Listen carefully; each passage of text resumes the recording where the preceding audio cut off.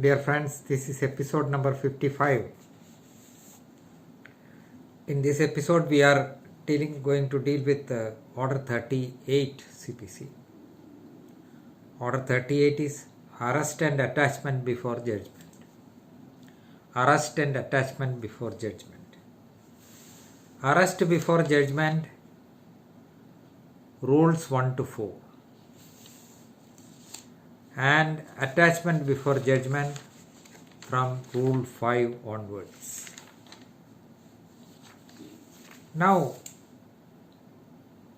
we have to see section 94, clauses A and B, while dealing with the arrest before judgment and attachment before judgment. Let us see section 94.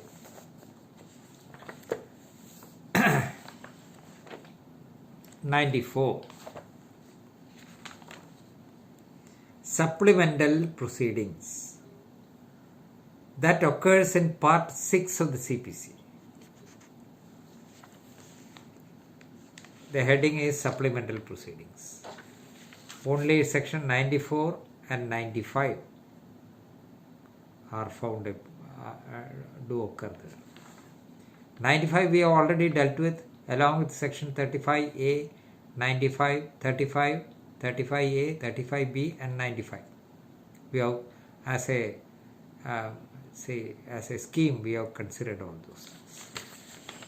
94 supplemental proceedings. See, this is also a source of power. Power is there. Every word contains a power. So we have to connect the provisions like that. So a procedure is there in Order 38. Powers are there. Procedure is there. So there is another provision from which the source of power, from which the power is sourced. It arises from there. That is section 94. In order to prevent the ends of justice from being defeated. See the wording. In order to prevent the ends of justice from being defeated, the court may, if it is so prescribed means prescribed by rules. Those rules you will get in Order 38. In the case of arrest and attachment before judgment. Arrest before judgment and attachment before judgment. Now what is clause A? If it is so prescribed, that is, in order to prevent the ends of justice being defeated, the court may, then A, issue a warrant to arrest the defendant and bring him before court to show cause why he should not give security for his appearance. And if he fails to comply with any order for security, commit him to civil prison. This power, it is prescribed by rules in rules 1 to 4 of Order 38. Then clause B, direct the defendant to furnish security to produce any property belonging to him and to place the same at the disposal of the court or order the attachment of any property. One is to furnish security to produce any property belonging to him and to place the same at the disposal of the court or order the attachment of the property on his failure to attach the property. There, Order 38 rules 5 to 30. So, as against clause A of section 94, you have to note Order 38 rules 1 to 4. And as against clause B of section 94, you have to indicate Order 38 rules 5 to 13. This is the provision. Now we will go to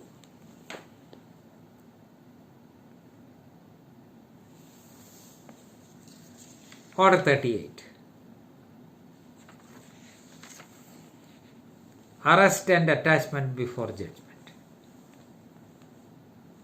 The heading, and arrest before judgment, rules 1 to 4. We will see rule 1. I said that this is referable to section 94A. And we will read rule 1. Where defendant may be called upon to furnish security for appearance. Where at any stage of a suit, other than a suit of the nature referred to in section 16 clause A to D, the court is satisfied by affidavit or otherwise. We will come to section 16 clause A to D later after reading this. In what cases it cannot be done, what cases it can be done, we will come to that. So we will reserve section 16 A to D after reading this rule 1. Other than a suit of the nature referred to in section 16 A to D, the court is satisfied. Satisfaction of the court is required by affidavit or otherwise. Even evidence can be used. What is the satisfaction? 2 clauses are there. Clause A and clause B. And within clause A, there are 3 subclauses. Now we will see. The court is satisfied. What? A. That the defendant, with intent to delay the plaintiff or to avoid any process of the court, or to obstruct or delay the execution of any decree that may be passed against him.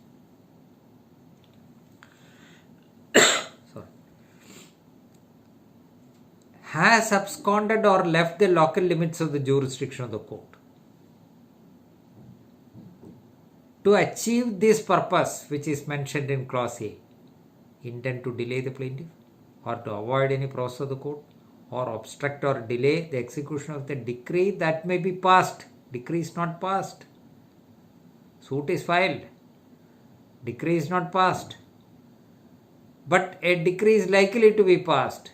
And in order to delay the execution of the decree, the other party has absconded or left the local limits of jurisdiction of the court, or is about to abscond or leave the local limits of jurisdiction of the court, or has disposed of or removed from the local limits of his jurisdiction of the court his property or any part thereof. Or clause B. This is clause A. Clause A, with an intent to delay the plaintiff or to avoid the process of the court or obstruct or delay the execution of the decree that may be passed in the suit. 3 things he has done. 1. Has absconded already, or is about to abscond. 3. Has disposed of or removed from the local limits of jurisdiction of the court any part of his property. Then if any of these things happen, that is clause A is satisfied. B.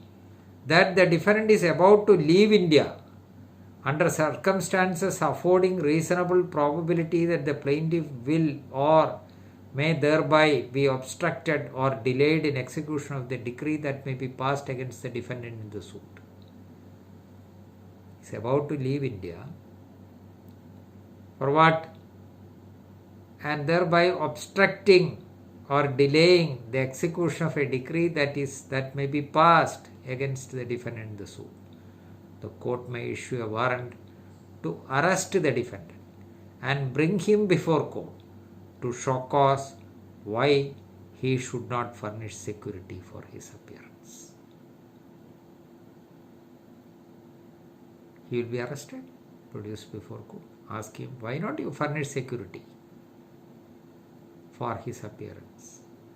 Provided that the defendant shall not be arrested if he pays to the officer entrusted with the execution of the warrant any sum specified in the warrant as sufficient to satisfy the plaintiff's claim, and such sum shall be held in deposit by the court until the suit is disposed of or until further orders of the court. He is arrested, produced before court. Court is directing, why not you furnish security? He pays the amount. Suppose the suit is for 5 lakhs. he pays 5 lakhs. For a moment he cannot be asked to wait. Defendant shall not be arrested. The arresting officer, he goes there to arrest, pays the money. Where is the question of arrest?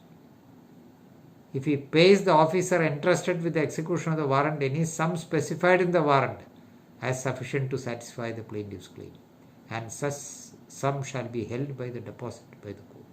That happens even after the arrest and he is produced before court. Then also same thing. Once the amount is paid, there is no question of detaining any person. He is not a person who has committed a crime. This is only a civil liability. This is a very drastic step that may not normally be taken by the court. See, the court will be very cautious. The moment you file an application to arrest, he is about to leave. See, so far as Kerala is concerned, from every house there is a person who goes abroad. So he is going to leave India. Please arrest and detain him. Arrest and ask him to furnish security on the previous day of his flight. Suppose the officer goes there and he is to be arrested. What will happen? So the court will be very, very, very cautious. So normally that will not be, such an order will not be passed unless the court is fully satisfied about the ingredients. That is why the expression is satisfied. By affidavit or otherwise, of course, affidavit is sufficient. We have seen cases where persons who have committed crime, leaving India, I am not saying the name, crores and crores of rupees, banks were defeated and they have left India. That is one thing. But say case for 1 lakh, 2 lakhs or 3 lakhs, then a person who goes there abroad, he is about to leave India for USA. So the flight charges itself will come to around 1 lakh. Is it not? So to defeat the decree that may be passed against the other, in favor of the other party, the party applying, he is going to USA. Who will believe? Who will believe? Suppose he has disposed of all his property and he is going, there is something. So the court will not normally issue a warrant for the arrest of a person before judgment as provided in Rule 1, unless the court is fully satisfied that the ingredients in Rule 1 are satisfied. This is not to be used to harm a person. After all, what is a money claim? What is that the plaintiff wants? He may get a decree or may not get a decree. Let us take it that he gets a decree. He is going to get a decree. Let us take it. That is, after all, what does he want? To realize that amount. There may be appeal, there may be second appeal, all those things are there. But still he wants to recover that amount, for which there is to make sure that his his rights will not be defeated. This drastic procedure is provided. Drastic. It is a very, very extraordinary step. So it is not in the routine, it will not be done. Then what is this section A to D of section 16? Other than a suit of the nature referred to in section 16, clause A to D.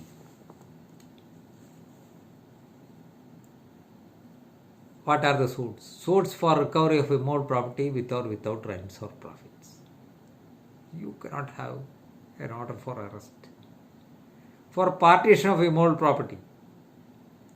For foreclosure, sale or redemption in the case of a mortgage or charge upon immovable property. For the determination of any other right or interest in immovable property. So the immovable property is there. The dispute is over it. So normally nobody is going to issue a warrant for the arrest of a person. So it cannot be done. In such suits, no application will lie. In other suits, the application may lie, but only if the court is satisfied about the conditions which are provided in Rule 1. Other than that, cannot be. Then comes security. Where the defendant fails to show such cause, the court shall order him either to deposit in court money or other property sufficient to answer the claim against him, or to furnish security for his appearance at any time when called upon while the suit is pending, and until satisfaction of any decree that may be passed against him in the suit, or make such order as it thinks fit in regard to the sum which may have been paid by the defendant under the proviso to the last preceding rule. That is, amount that is paid when he was about to be arrested, the amount paid. The court may order whatever, or make such order as it thinks fit in regard to that sum. So what is it? He fails to show cause. Then the court shall order him to deposit in court the money or other property sufficient to answer the claim. Suppose the suit is for 1 lakh, realization of 1 lakh. Saying all these ingredients in Rule 1, an order for arrest is passed. Normally it will not be passed, it is passed. Then he will be given an opportunity to show cause. For what? To deposit in court the money or other property sufficient to satisfy. He says, I am prepared to offer security in the nature of immovable property and executes the necessary bond. That is an end of the matter. Where is the question of further proceeding? To answer the claim against him, or to furnish security for his appearance at any time when called upon while the suit is pending. That also security can be furnished. That is enough. Or until satisfaction of the decree that may be passed against him in the suit. Or make such order as it thinks fit in regard to the sum which has been paid earlier under the proviso. This the court will pass appropriate orders with respect to that sum. Every surety for the appearance of a defendant. Surety means the person who offers the security on behalf of this man. Every surety for the appearance of a defendant shall bind himself, in default of such appearance, to pay any sum of money which the defendant may be ordered to pay in the suit. So what is that surety is there? Surety is liable. In certain contingencies, he is liable. So a suit is decreed, the other man is absent, he is not appearing, surety will be made liable. So that is secured. Procedure on application by surety to be discharged. A surety for the appearance of the defendant may at any time apply to the court in which he became such surety to be discharged from his obligation. So a defendant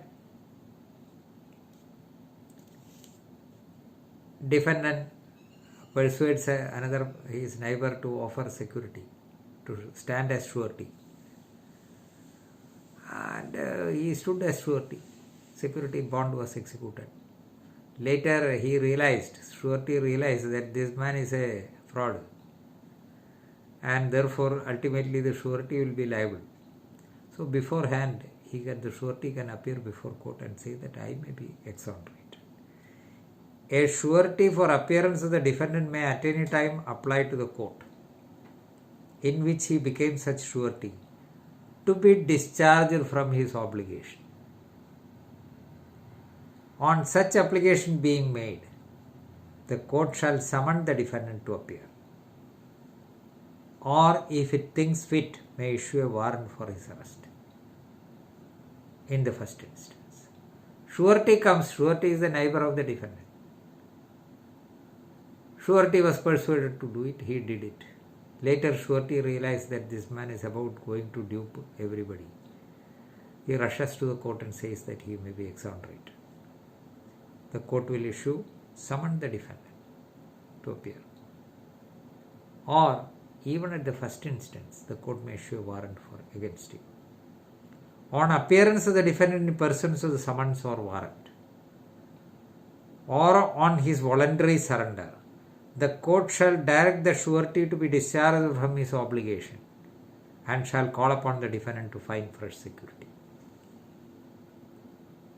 Surety will be discharged, you offer for fresh security. Court may pass such order. Now comes the procedure rule 4. Procedure where defendant fails to furnish security or find fresh security. So he was directed to furnish security, which he failed, or the surety appeared before court and asked for discharge, requested for his discharge, he was discharged, and the defendant was directed to furnish fresh security. That also is covered. Both these things are covered by Rule 4. Where the defendant fails to comply with any order under Rule 2 or Rule 3. Rule 2 and 3 we have seen. The court may commit him to the civil prison until the decision of the suit, or where a decree is passed against the defendant until the decree has been satisfied. There is a proviso. Provided that no person shall be detained in prison under this rule, in any case, for a longer period than 6 months. See, a person can be detained in civil prison for 6 months if he fails to furnish security, or he had furnished security, that surety applied for discharge and he was discharged, but the defendant failed to produce fresh security. Then also he can be detained. For a period of, detained for what period? Until the decision of the suit, or where a decree is passed against him until the decree is satisfied, with a proviso that in no case it shall exceed a period of 6 months. Provided that no person shall be detained in prison under this rule, in any case, for a longer period than 6 months. Next is very, very, very interesting. Nor for a longer period than 6 weeks, when the amount or value of the subject matter of the suit does not exceed 50 rupees. So if the claim in the suit is less than 50 rupees, this man cannot be detained for a longer period than 6 weeks. 50 rupees. Though the CPC underwent amendment in 1976, 99 and 2002, nobody noticed this. This is ridiculous. Ridiculous.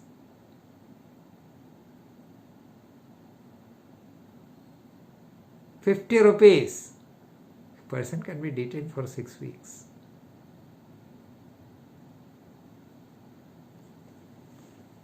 If he fails to furnish security and all those things. But such an occasion may not arise at all. What is required? He has to furnish security. What is the amount? 50 rupees. Pay 50 rupees and get rid of.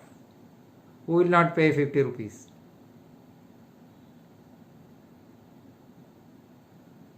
Or if he does not have money, anybody in the court premises will pay. All right, you deposit this 50 rupees in court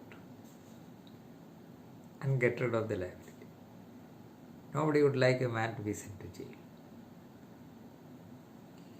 Provided also that no person shall be detained in prison under this rule after he has complied with such order.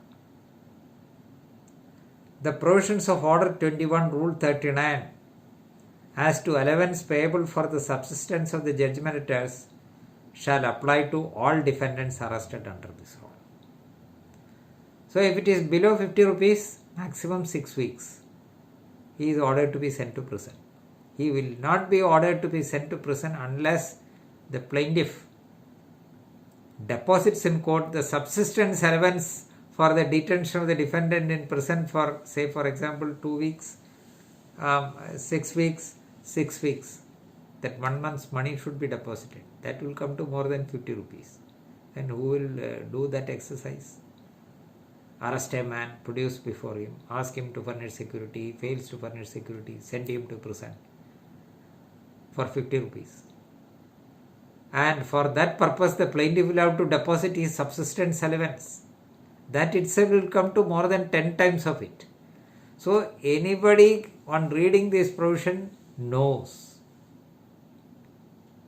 that nobody on earth, no sensible man on earth will apply for arrest in the case of a suit for 50 rupees. Nobody will file a suit for 50 rupees unless it is a suit for compensation for something. There are suits where for malicious prosecution, suit for defamation, compensation for defamation, 1 rupee. Such suits may be there. There it is fought on a principle, not for realization of that amount. So there are claims. I remember I have filed a suit. I have drafted a plaint, not filed a suit, drafted a plaint, where the total claim was more than 80 lakhs. And in the plaint itself, the plaintiff made it clear. The suit is decreed. I do not want a single pie out of this. This amount shall be paid to the state of Kerala for some relief to the children. That suit was filed. Of course, that suit was later compromised, I am told. Not for money. Claim was more than 80 lakhs. But he was not for money. He was not at all for money. And the matter was settled. See, a word sorry was enough. I am not disclosing further details because somebody may identify the man. A word sorry was sufficient. But the defendant refused. So the suit was filed for compensation. Such suits are also there. So the provisions of Order 21 Rule 39 applies. Now the interesting aspect is, please see Rule 58, Section 58 CPC. Section 58 CPC, for the arrest and detention in civil prison of a judgment debtor who refuses, neglects, in spite of having means, that is 58. What is the maximum period a person can be detained? Where the decree is for payment of a sum of money exceeding 5,000 rupees for a period not exceeding 3 months. And where the decree is for payment of a sum of money exceeding 2,000 rupees but not exceeding 5,000 rupees, not exceeding 6 weeks. Made clear in Subrule 1, Subsection 1. For removal of doubts, it is hereby declared that no order for detention of the judgment debtor in civil prison in execution of a decree for payment of money shall be made where the total amount of the decree does not exceed 2,000 rupees. So for payment of a decree amount which is less than 2,000 rupees, a person cannot be detained in civil prison after arresting him for non-payment. In spite of having the resources, he does not pay. He refuses or neglects to pay. He having means, he does not pay. Such a person is to be detained in civil prison. For what period? Up to 2,000 he cannot be detained at all. And between 2,000 and 5,000 maximum period 6 weeks. That 6 weeks is the period coming under Rule 4 of Order 38. That is why I said ridiculous. So even if a person, what is this arrest and arrest before judgment? To obstruction or delaying in execution of a decree that may be passed against the defendant. Decree is not passed, only suit is filed. a decree which is likely to be passed in the case in favor of the plaintiff and against the defendant is being asked to furnish security, and on failure to put him in prison, maximum period 6 months. And if it is less than 50 rupees, subject matter of the suit does not exceed 50 rupees, maximum period 6 weeks, for which he has to pay, the plaintiff has to pay the subsistence allowance for the detention of the defendant in the civil prison, which itself will come to 10 times 50 rupees. More than that. Now, if a decree is passed for 50 rupees, that person cannot be detained in prison at all. So, what is the logic in saying that I am going to get a decree in the case, and that decree is for a sum not exceeding 50 rupees? He is likely to abscond for evading payment of that amount. Therefore, detain him, ask him to furnish security, and on failure to detain him in civil prison for a period not exceeding 6 weeks. Suppose that suit is decreed. This man cannot be detained for a day. That is why I use the expression ridiculous. That both will not go together. There is no logic in retaining this. Of course, nobody will apply under this rule. Now we will see from Rule 5 onwards in the next episode. Thank you.